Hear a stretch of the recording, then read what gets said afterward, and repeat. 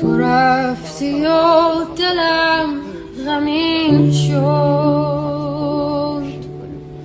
قرین آه آتشین شد. از آن شبی که برنگشتی، جهان که شادی آفرین بود، به چشم من غم آفرین شد. از آن شبی که